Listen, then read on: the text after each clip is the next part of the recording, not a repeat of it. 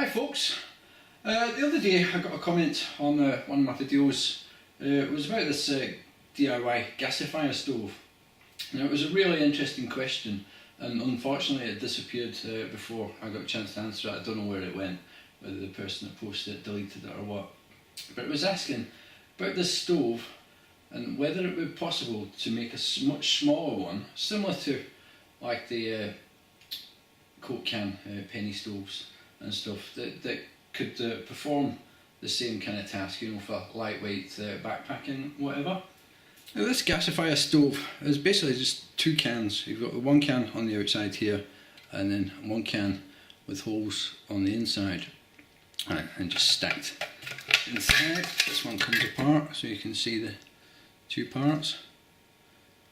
Now this one's quite a large, I think it was a potatoes can, and this one was a baby food formula can.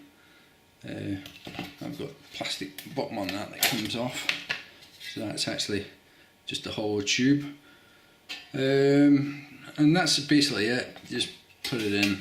I'll put links to the video where I built this and the actual video the comment was on. So the question asking if you could make a smaller one of these, I thought was really quite interesting. So I decided to rub my two brain cells together and have a think about it and see what I could come up with. So the first thing I had to do was find two cans which I thought would be solid enough to withstand the heat of a gasifier type stove. Now my thinking is, an alcohol stove, most of the heat is coming out the top because it tends to burn from around this area upwards, whereas in a gasifier your fire is actually inside, and obviously it's still burning out the top, but you're still having a lot of heat inside. So aluminium might melt, so I decided I'd go for these two steel cans. This is the Coop evaporated milk one, and the other's obviously my favourite coffee, the Nescafe Azera, and this is the smallest can that they do with that. So, and dimension wise, this can is around 64mm by, again, around 64mm. And this one, full dimensions, 72mm by around 850. So it's going to be quite a small stove for a gasifier, but I think it will work. Now I've taken the evaporated milk out of this and I've removed the lid just with a normal can opener that cuts on the inside, so it's left this slight lip up the top here, and I'm hoping that lip will just rest on this inner lip of the Azera can. It's going to be a bit of a challenge getting this can inside this one, because as you can see it doesn't fit, and this can's going to remain as it is really, whereas this can doesn't really have to have the bottom on it, as you've seen from my larger gasifier stove. So what I'm thinking is I'm just going to take this same can opener that I've used, take this bottom off, push this can up inside and bring it up so it rests on that top lip. So I think I'll try that first, because if I can't get that, it's really not much point carrying on further, drilling all the holes that need to get drilled out. So I'll go grab a can opener. That's it.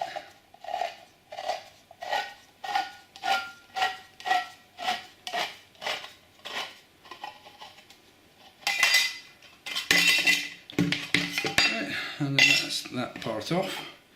So this now will hopefully slide up inside there, and then I can just kind of bend it slightly to just get it to sit inside that lip. I'm sure I'm going to have to take it out again once I've done this, but proof of concept really. Might actually just need something just to push that so something thin just to push the edge in there. Right, I'll try this long screwdriver. What I'm trying to do is just force it up inside, just to push the can over a bit.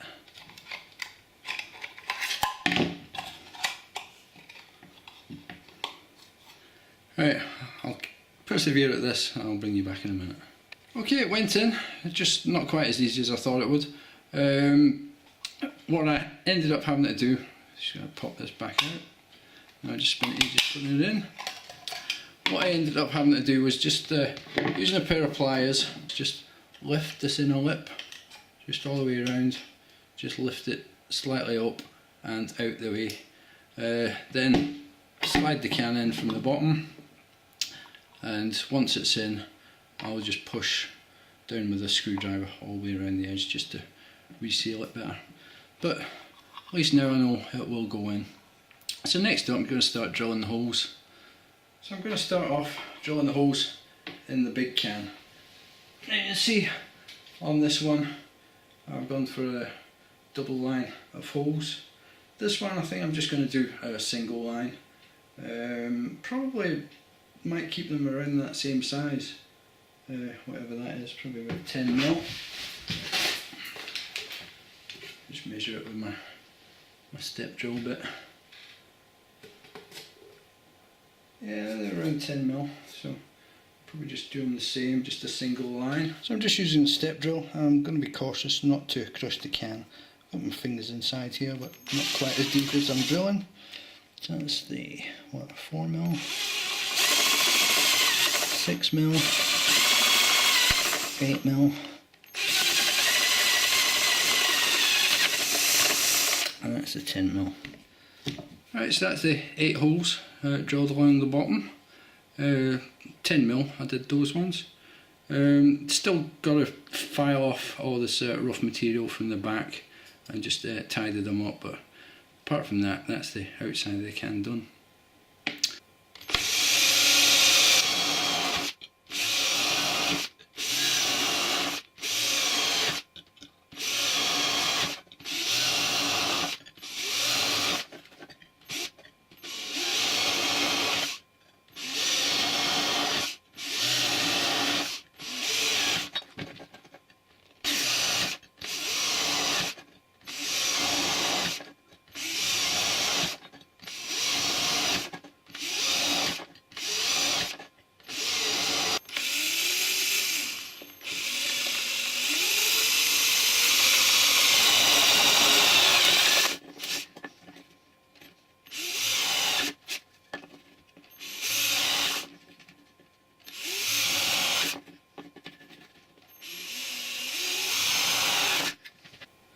Right, that's all the holes drilled around the top.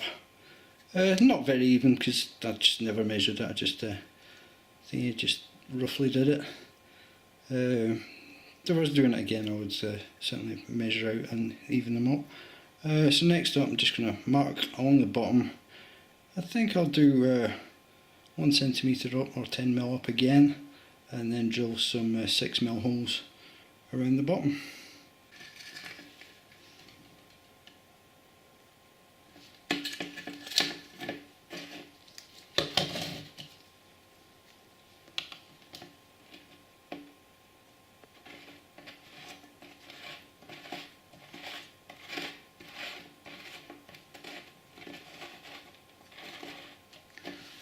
Right, so that's 8 holes drilled in the bottom as well. So what I'm going to do now is just take these out to the shed and just file off all these sharp bits of metal. Right, so that's all the burrs off. I ended up going around to it with my Dremel tool. You could do it with a file, but it was just quicker for me to do it with the Dremel. So I did most of the ones on here, especially around the lip and the ones around the bottom edge. Didn't bother too much with the ones on the bottom because that's where your fire is going to be burning. You're not really going to be sticking your fingers down there. So now all I'm going to do is put this back inside here. Just hope it goes in a bit easier. Right, so you can see that's slotted inside. So now just push that down so it's level with the top, and then just push this top in, what I bent out, just to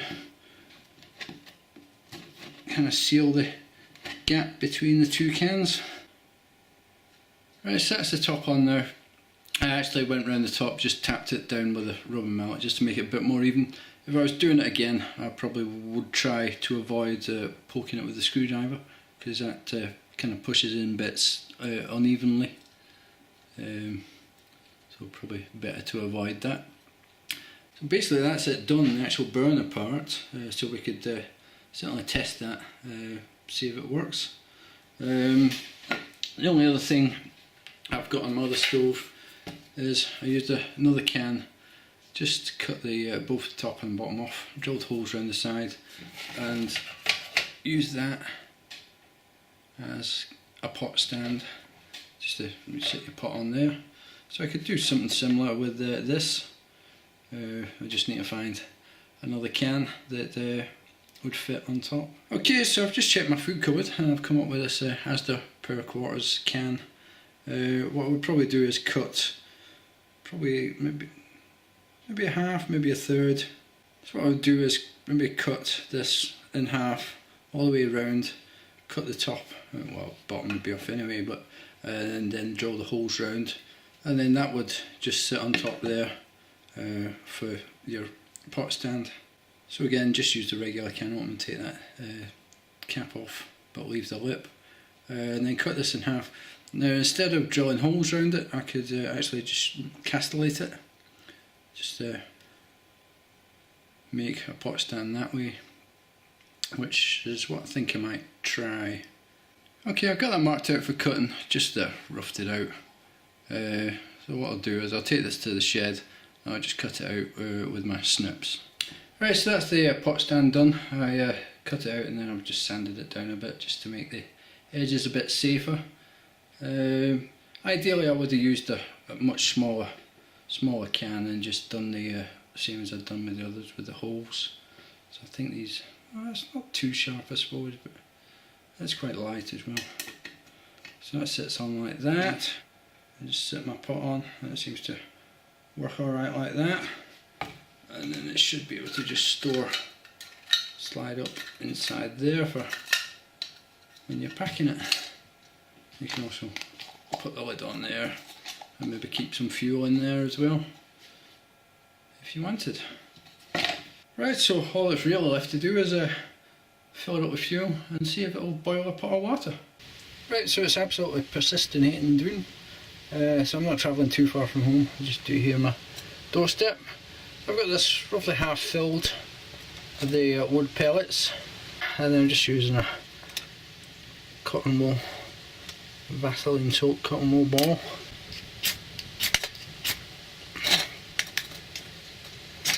There we go. Put that back on. So hopefully that should get the wood pellets burning.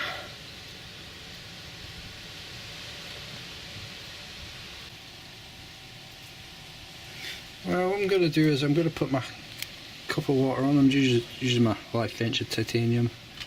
Just once it's here.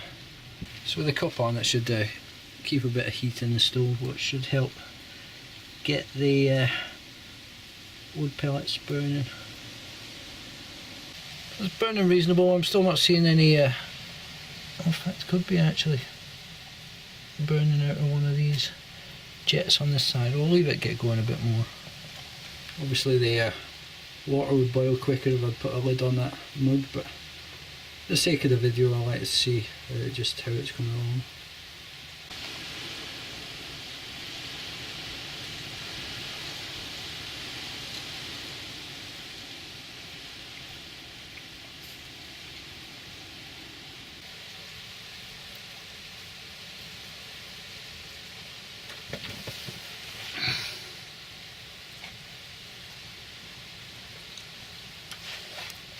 That's going really nice now.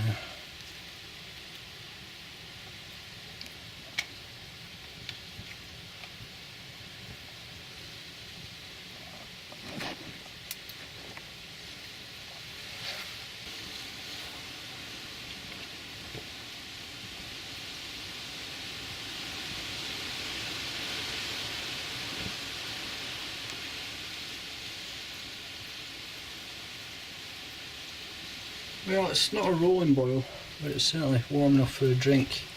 And the fuel seems to have given out all its flames. It will stay glowing like that for a while, I reckon, but I doubt the water's going to get much hotter. But it's definitely going to be hot enough for a coffee. And to go along with my coffee, I'm going to have some pears and condensed milk. I'll certainly try it again in the near future with a full load of wood chips to start it off, and possibly try it with some kindling as well a few different times. But certainly as a concept, these cans work alright together, and it certainly does make a gasifier stove. Alright, so thanks for whoever it was that posted that original question.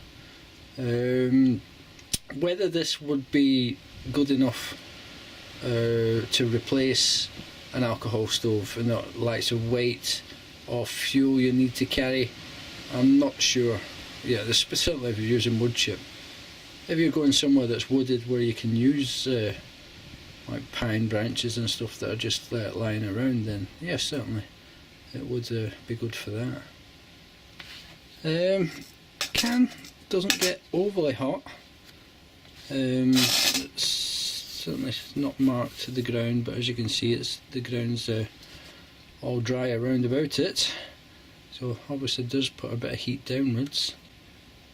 So you might want to be conscious of what you're sitting it on if you're using it out in the field, so you don't burn it. Alright, so hope you found this interesting. I certainly have. It's been a little interesting project to do. So thanks for watching. Bye for now.